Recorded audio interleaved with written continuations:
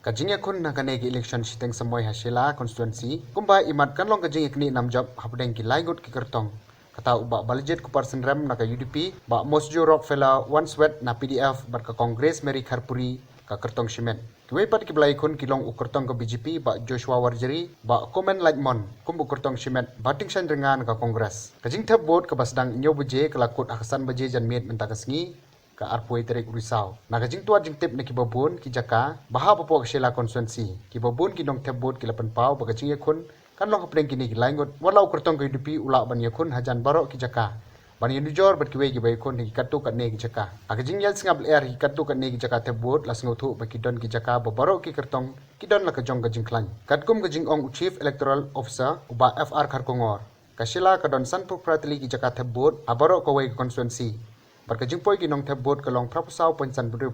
So as we all know, today was the date for the Shella by-elections and it has concluded successfully.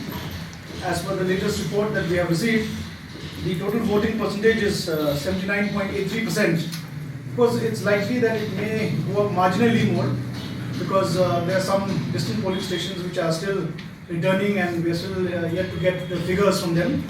But till the receipt of the latest reports at 79.83%, which is a fairly healthy turnout. There was some rain today, which perhaps may have slowed down polling in between, but nevertheless, after the rains stopped, the polling picked up again and brisk voting took place. Also, I'm also happy to share with you there was only one machine failure. Only one, not exactly a failure, you can see it was a malfunction. Only one VVPAT malfunctioned in the Lahduh polling station, which is the 44 Lahduh polling station, and that was promptly replaced and then polling resumed normally. Would also like to share with you that as per the figures that we have received, out of the 29,000 plus voters, about 23,782 had polled till the 23,782.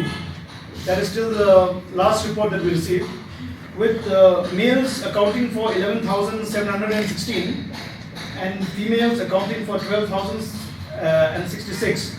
So, as is the trend in our state, it is the females who have outnumbered the males in terms of voting.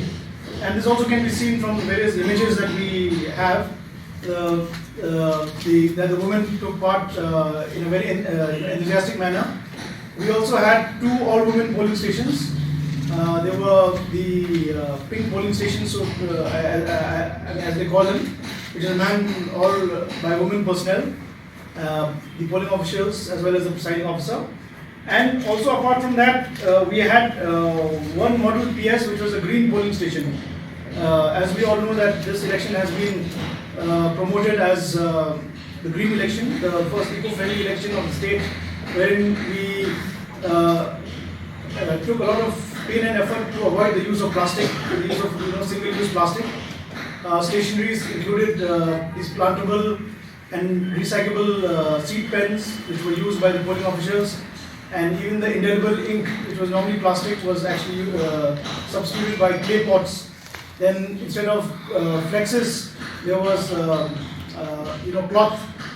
Cloth banners were there. And apart from that, there was use of many local materials like cane and bamboo products in all the polling stations. So we had one green polling station and we had one PWD polling station. And it's a polling station for the PWD, for the people with disabilities.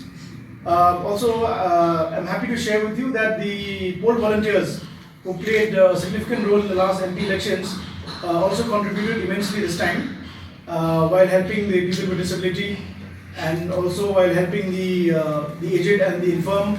At the same time, they were green volunteers. They tried to promote the message of green elections amongst the polling parties and also amongst the voters.